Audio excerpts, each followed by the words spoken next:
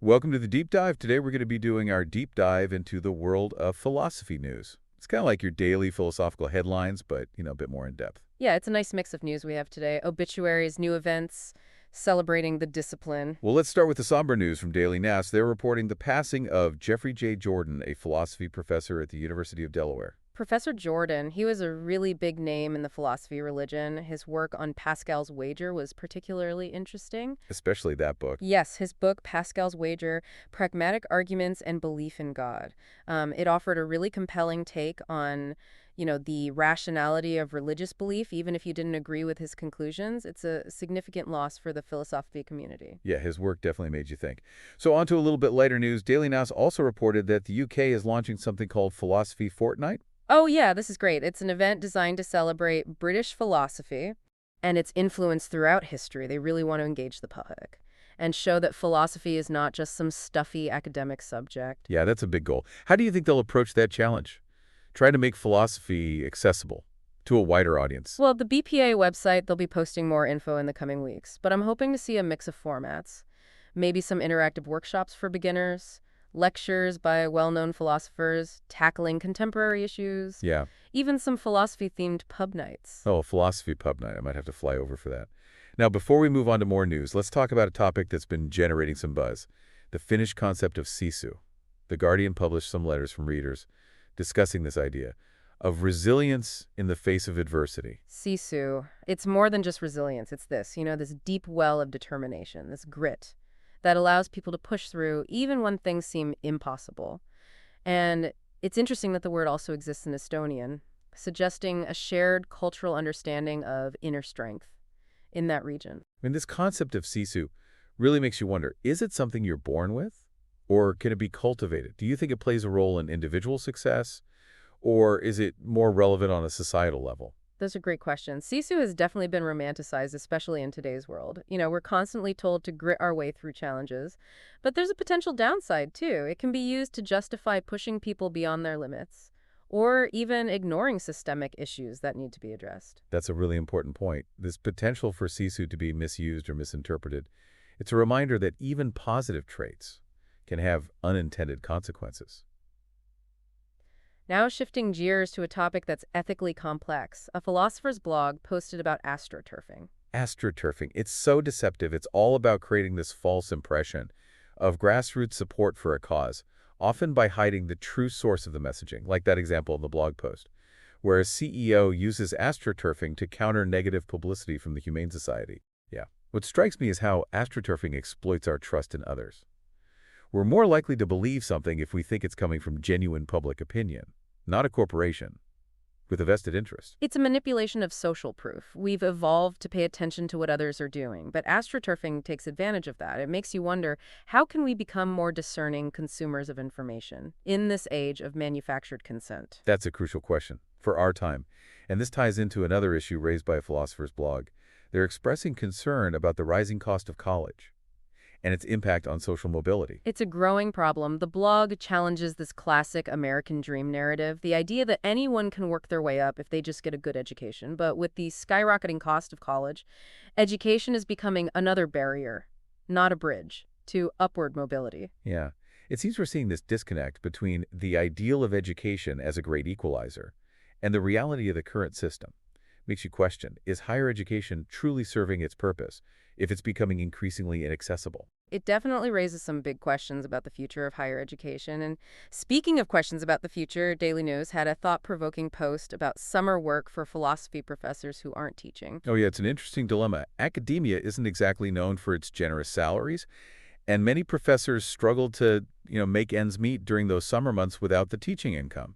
The professor who wrote the post was looking for suggestions on jobs that could utilize their philosophical skills. It's not just about the money, though. Philosophers have this unique skill set, critical thinking, argument analysis, clear communication that could be valuable in so many fields beyond academia, but there's often this disconnect between the academic world and the quote-unquote real world, making it hard for philosophers to, find those opportunities. Yeah, I hope that discussion on Daily Nows leads to some concrete solutions. Maybe it'll even inspire some entrepreneurial philosophers to create their own, niche businesses. Now let's move on to a topic that bridges philosophy and psychology. Emotions, the Indian philosophy bulldog, had a fascinating post arguing that we need to see emotions as bodily experiences. It's a perspective that challenges the traditional Western view of the mind and body as separate entities. The author draws on experiences in Thailand where they observed how physical sensations and cultural practices are deeply intertwined with emotional states. I thought it was really fascinating how the post linked this perspective to the concept of happiness. They argue that if we see emotions as rooted in the body, then maybe unhappiness stems more from our internal mental states than external problems. It's a radical idea, isn't it? It shifts the focus from trying to change our circumstances to changing our relationship with our own bodies and minds. It aligns with some Eastern philosophical traditions like Buddhism, which emphasize the importance of mindfulness and self-awareness. It definitely makes you reconsider those self-help books that promise happiness through, external achievements. This perspective on emotions also connects to another philosophical concept that's been making the rounds, the idea of no self. That's right. Kwong-loi Shun delivered the presidential address at the 2018 Pacific Division meeting of the APA titled On the Idea of No Self, and the audio and text are now available online. It's a challenging concept, but essentially it suggests that the self isn't this fixed entity. It's constantly changing and interconnected with our experiences and relationships. It's almost as if the self is a process, not a thing. It makes you wonder, if there's no fixed self, then what does that mean for our sense of identity and responsibility? These are big questions that philosophers have been grappling with for centuries. But in today's world, with the rise of social media and this constant pressure to curate our online identities, the idea of no self seems particularly relevant. It's almost a countercultural idea in a time when we're obsessed with self-image and personal branding. It's definitely a concept worth exploring further. Now, for a bit of a change of pace, let's talk about upcoming events. Warp Weapon Way has announced some intriguing talks and roundtables that caught my eye. They're focusing on themes of tradition and change, with events exploring topics like progressive Confucianism and orthodox transmission of political power. It's interesting to see these ancient ideas being re-examined and applied to contemporary issues. It shows how philosophy can be a bridge between the past and the present. Now, before we wrap up this segment, let's talk about something a little closer to home, at least for American audiences. The Super Bowl Jamesian Philosophy Refreshed had a humorous take on this year's game, which, let's face it, was a bit of a letdown for Chiefs fans. They didn't hold back. They called it awful and a nasty owl, which I think accurately captures the disappointment many of us felt. I know, I had high hopes for the Chiefs. It was a tough game to watch, especially that long pass into the end zone near the end. It made the final score of 40-22 look a little less embarrassing, but also made you wonder where that energy was the rest of the game. I think many fans felt the same way. It was a classic example of a team not living up to their potential, a reminder that even the best laid plans can go awry. Maybe there's a philosophical lesson in there somewhere about the nature of expectations and the inevitability of disappointment. Perhaps, or maybe it's just a reminder to savor those moments of victory because they're never guaranteed. Yeah, it seems there's always a philosophical angle, even when it comes to sports.